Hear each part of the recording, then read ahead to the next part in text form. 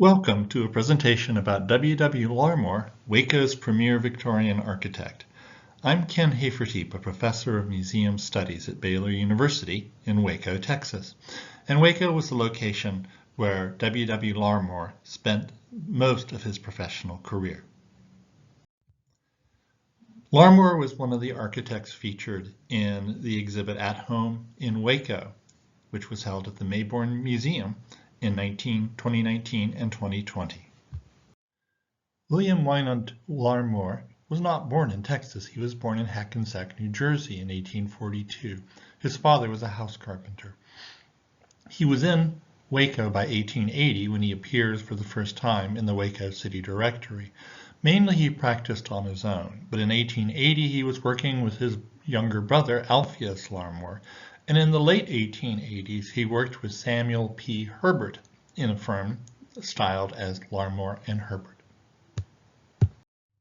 Larmour's older brother was Jacob Larmour, who practiced architecture in Austin. He was responsible for such significant buildings as the main building at Texas A&M University and also the Travis County Courthouse in Austin. We don't know where W. Larmour was living at that point. Perhaps he was working with his older brother Jacob. At any rate, we'll see shortly that his buildings in Waco have a kinship to the things that were being designed by his older brother in the 1870s. The best known house by W. Larmour is the one that he designed for William and Flora Cameron, which was on Austin Avenue, built in 1878-79. You may note that that is before he actually settled in Waco, which didn't happen until 1880, but this was a great entree into the community. The house is an excellent example of what architectural historians refer to as the French Second Empire style. The Second Empire being that of Napoleon III. The features of the house include the mansard roof, which sometimes is referred to as a French roof on Sanborn fire insurance maps at the time. A very complicated double-pitched roof throughout, and with that sloping roof on top of the tower. It's a great example of a Victorian house in Texas.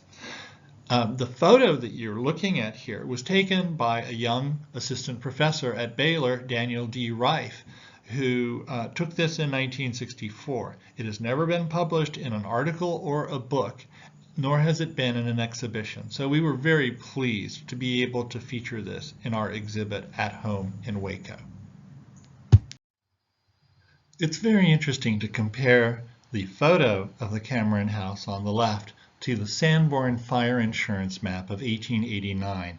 This was a map that was devised to evaluate the flammability of buildings. And so a building that is in pink is a brick building, whereas all of the buildings in yellow are frame buildings, wooden frame, which means that they were much more likely to burn in a fire.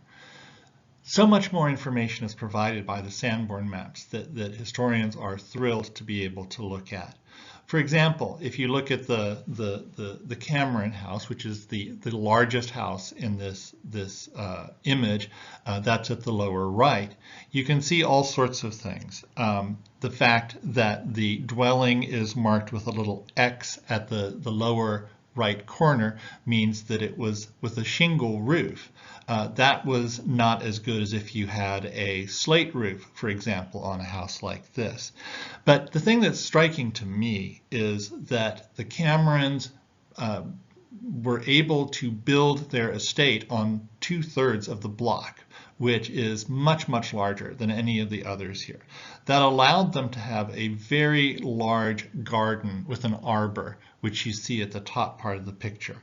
That was supported by a greenhouse, which is the little square building just at the bottom of the image, on the west side of the house. And there was also a fountain in the front yard. That little blue circle represents where that was. Along the alleyway, you have a servant's residence just by 13th Street there, some additional outbuildings, and then the building with an X through it is a two-story carriage house. So it's quite a remarkable complex. And the Sanborn fire insurance maps allow us to know so much more about how the house was situated than if we were just relying on old photographs. It's also very interesting to compare the historic photograph from the 1880s or early 90s with the historic photo of 1964 by Dan Reif. There are a couple of things to note here. One is that the fencing around the property has changed. You see in the 1890s photo that there is a cast iron fence that's bounding the property, and also that it matches the cast iron railing on the top of the tower, which is an interesting tie-in. On the 1964 photo, you can see the brick fence with some stone details, which clearly dates to the time when the house was remodeled in the early 20th century. Another major feature of that remodeling was that there were additions made on the left side of the house. You can see in the earlier photo that there is a bay window on that left side, but there's just a balcony above that. Sometime in the early 20th century, the house had a bay window added where that balcony had been. So it's really becoming a two-story bay window. And then up in the attic, there's been a dormer window put in place to allow for more light in the attic area. It's also interesting to see the pattern of the shingles, the way that they were colored, which is quite vivid in the original photograph. And you can see some traces of that still in the photograph from 1964.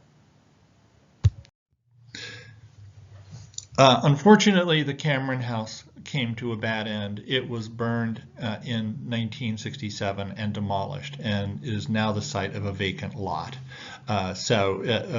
Very unfortunate. This was a house that was featured in the great book Texas Homes of the 19th Century by Blake Alexander and Todd Webb, one of the few Waco houses to be featured in that book. So it was a real loss to Waco's architectural heritage.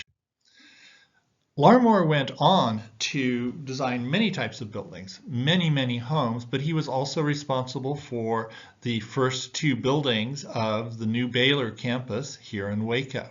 You see here the newly completed main building, what we now call Old Main, and in the background you can see that Georgia Burleson Hall is still under construction. Beneath it is the Sanborn map of 1889, once again, and you can see that there was a plan to have a second dormitory that would match Georgia Burleson Hall, which was never built. And this is a very rare instance of a Sanborn map showing a building that was planned to be built and never was. Larmor was also the architect who designed the Waco City Hall, which occupied the center of the town square in Waco, the spot that's usually occupied by the City Hall. And in fact, in the Sanborn map on the right here, if you look at the upper right corner, you can see County Co. That's for County Courthouse, and that's where the courthouse was before our wonderful 1900 courthouse was built at Washington and Fifth Street. Larmor continued to work as an architect into the 1890s. Things were so busy that he had to hire a draftsman to help him out on projects. And his most regular draftsman for all of the years of the 1890s was Milton W Scott, a young man who had been born in New Orleans but came to Waco. After his apprenticeship with Larmor, he went on to be one of the most distinguished Waco architects of the first 3 decades of the 20th century. In 1895 or 96, Larmor published a pamphlet called Architectural Waco, which was a documentation of all of the houses and other buildings that he had designed in Waco, and it's quite an impressive listing of houses and images of Waco's Victorian houses. The sad truth, however, is that of the two-story houses, he illustrated 46 that he designed, one-story houses, another 8 houses, and in 2019, only one two-story house was still standing. So that's kind of shocking to think how much of Waco's Victorian architectural heritage has been swept away. Which actually makes this house all the more important. This is the Duffield Whitworth House of 1896. And the only reason we know that Larmor designed it is his little pamphlet, Architectural Waco. On the picture on the right, you can see that the house is pictured in the upper right corner, and it says J.G. Duffield's residence. And this is on Washington Avenue, just beyond 18th Street. This is another great opportunity to use this publication of the 1890s to check and see how much is original in the house, and quite a lot is. It's really a beautifully maintained and recently restored house. It is handy, though, that you can notice from this that there is a difference in the front porch. That on the black and white photo, the front porch only runs to the side wall of the house.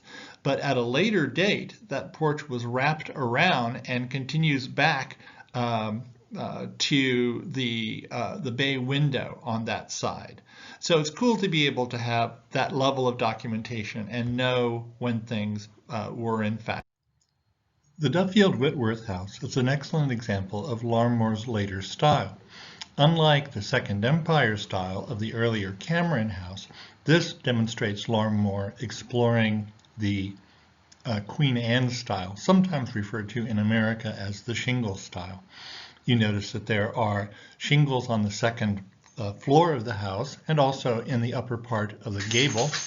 The gable is also close to being an equilateral triangle, which is quite characteristic of Queen Anne houses. And it also does have that wraparound porch and the turned columns on the front porch. All of these are very typical features of Queen Anne houses. Larmor continued to work, ended up being in partnership with his son, J. Rutland Larmor, and he died January 19th, 1908 in Waco. He's buried here in Oakwood Cemetery. For more information about W.W. Larmor and about many, many other houses, see my book, Historic Homes of Waco, Texas, published by Texas A&M University Press, published in 2019. It's available at the Mayborn Museum store and many other fine outlets. This exhibit at home in Waco was shown in 2019 and 2020 and was made possible by a grant from the Summerlee Foundation. Thanks for listening. Hope you enjoyed it and hope to see you sometime soon for another presentation. Sure.